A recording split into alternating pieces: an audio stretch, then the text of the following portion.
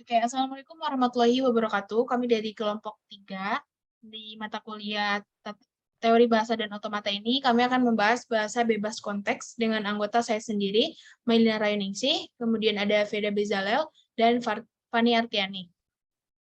Next. Yang pertama, pengertian dari tata bahasa bebas konteks itu sendiri. Jadi, tata bahasa bebas konteks merupakan suatu cara yang menunjukkan bagaimana menghasilkan untai-untai di dalam sebuah bahasa. Next.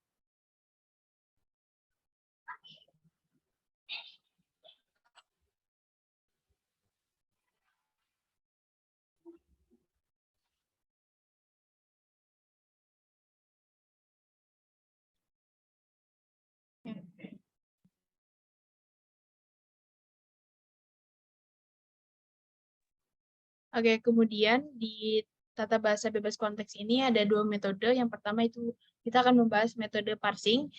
Jadi metode parsing atau pohon tree ini merupakan suatu graf terhubung tidak sirkuler yang memiliki satu simpul node yang disebut akar. Dan dari situ memiliki lintasan ke setiap simpulnya. Kemudian dari pohon penurunan atau derivation tree atau parse tree ini memiliki kegunaan untuk menggambarkan bagaimana memperoleh suatu string untai dengan cara menurunkan simbol-simbol variabel menjadi simbol-simbol terminal. Next.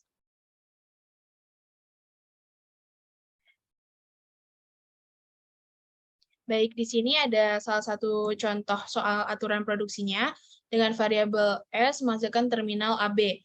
Nah, terminal A sendiri itu menghasilkan A kecil, A besar, dan A kecil, kemudian terminal B besar menghasilkan B kecil, B besar, dan B kecil. Nah, di sini kita akan mencari untai A kecil, B kecil, B kecil, B kecil.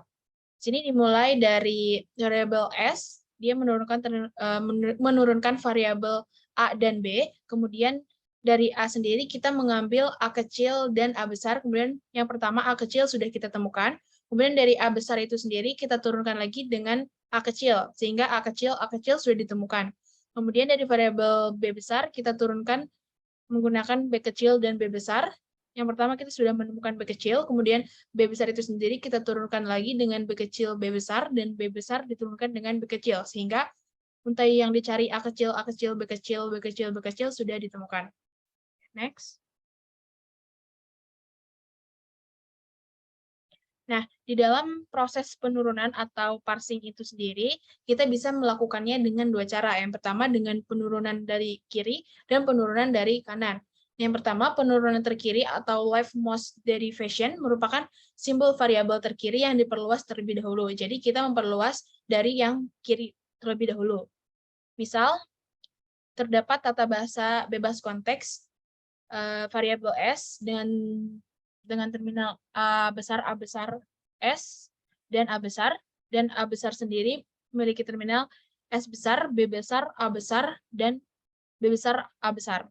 Nah, jika kita menggunakan metode penurunan terkiri terlebih dahulu, berarti bisa dilihat di sini bahwa kita mencari dari yang sebelah kiri dulu, di mana sebelah kiri itu ada A besar, dan S besar, turunan dari variabel S. Kemudian dari A besar, S besar menurunkan A besar, S, B, A, S besar, AA, BAS, terus kemudian AA, BBAS, dan AA, BBAA.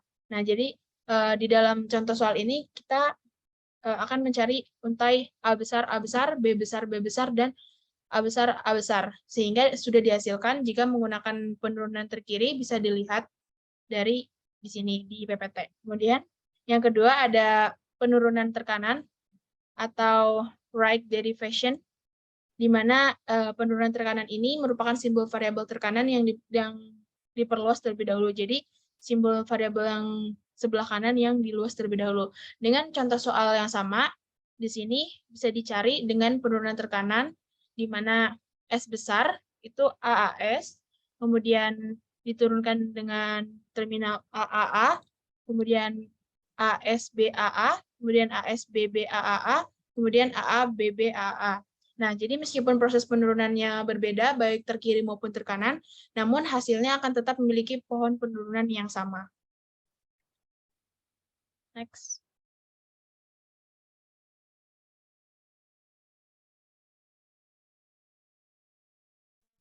Kemudian ada ambiguitas. Jadi ambiguitas atau kedua artian ini terjadi bila terdapat lebih dari satu pohon penurunan yang berbeda untuk memperoleh satu untai.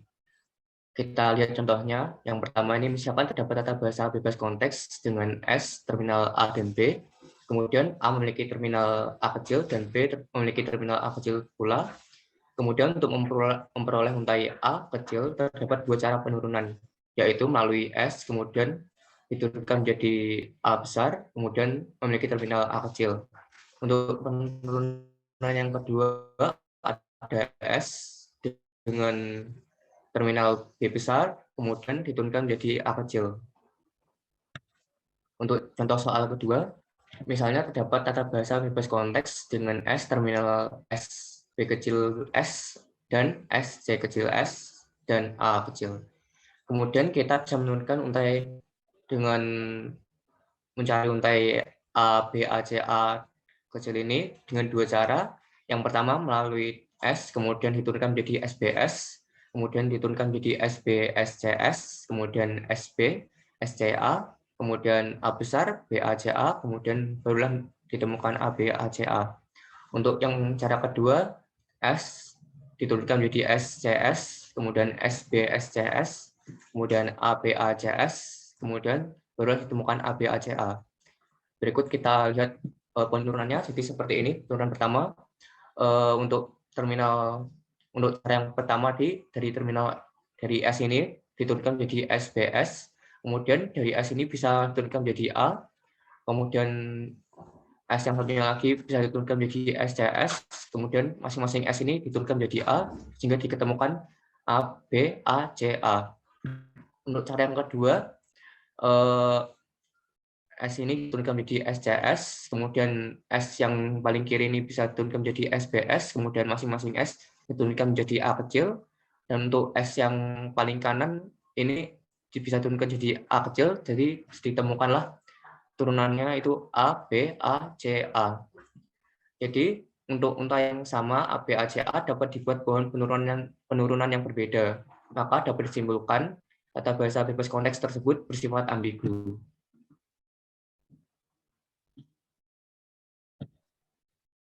Kemudian ada penyederhanaan tata bahasa konteks. Penyederhanaan tata bahasa konteks sendiri memiliki tujuan melakukan pembatasan sehingga tidak menghasilkan pohon penurunan yang memiliki kerumitan yang tidak perlu atau aturan produksi yang tidak berarti. Nah, di sini ada S, A, B, C, sama E, itu merupakan variabel non-terminal. Sebelah kanan ada variabel lain atau terminal. Nah, dari penyederhanaan tanda bahasa konteks sendiri, next. Nah, dari penyederhanaan tata bahasa konteks sendiri itu memiliki langkah-langkah. Ada tiga langkah-langkah penyederhanaan tata bahasa konteks. Yang pertama ada penghilangan produksi useless, yang kedua ada penghilangan produksi unit, yang ketiga ada penghilangan produksi ENT. Next.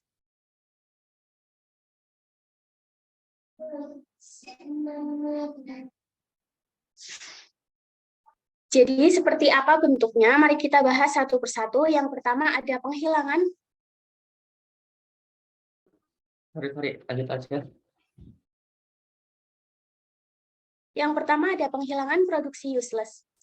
Nah, penghilangan produksi useless adalah produksi yang memuat simbol variabel yang tidak memiliki penurunan. Artinya sebagai contoh, ini ada variabel non-terminal E. Di sini E tidak dipakai di atasnya, kecuali di sini yang B. Nah, mempunyai nilai B dan E. Dan E ini tidak memiliki variabel di atasnya. Kita ambil di sini S, variabel utamanya. Nah, dia tidak ada non-terminal E. Non-terminal E itu yang hurufnya besar. Terminal itu yang hurufnya kecil. Jadi, di sini tidak ada E besar. E hanya dipakai di B saja. Maka dari itu, E ini bisa dihilangkan. Dan juga di bagian atas tidak ada yang menggunakan C. Jadi bentuknya nanti setelah penghilangan itu, akan seperti masuk ke penghilangan produksi unit. Jadi intinya ini yang E itu nanti tidak akan pernah mencapai final.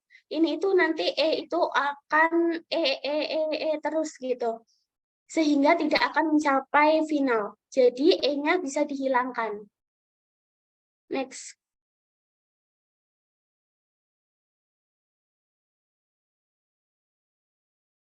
Kita masuk ke penghilangan produksi unit. Penghilangan produksi unit adalah produksi di mana ruas kiri dan kanan aturan produksi hanya berupa satu simbol. Contohnya ada A non-terminal menjadi B non-terminal, kemudian B non-terminal menjadi M. Misal A non-terminal menjadi B menjadi A, kemudian menjadi A kecil. Selanjutnya, kita mengecek apakah di sini ada yang tidak mencapai final.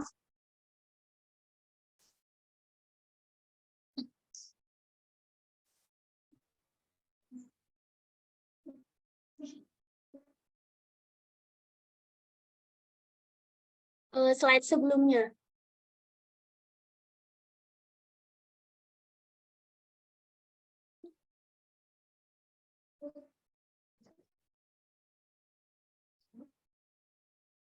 Nah, di sini ada S non-terminal menjadi A kecil, S non-terminal, A kecil atau ABD atau BDE, kemudian ada A non-terminal menjadi A non-terminal, DA atau ENT, kemudian ada B non-terminal menjadi B non-terminal, B non-terminal, B non-terminal, atau A kecil. Next. Kemudian ada penghilangan produksi EMT. Jadi, penghilangan produksi EMT adalah menghilangkan variabel yang memiliki ruas kanan hanya memiliki EMT saja atau biasa disebut nullable. Jadi, ini kan ada EMT ya. Nah, EMT ini dihilangkan sehingga hasilnya akan seperti next. Nah, ini adalah hasil akhir dari penyederhanaan tata bahasa konteks. Yang pertama ada S non-terminal menjadi A kecil, S non-terminal A kecil atau ABD atau BDE. Kemudian yang kedua ada A non-terminal menjadi A non-terminal GA. Kemudian B menjadi B non-terminal, B non-terminal, B non-terminal atau A.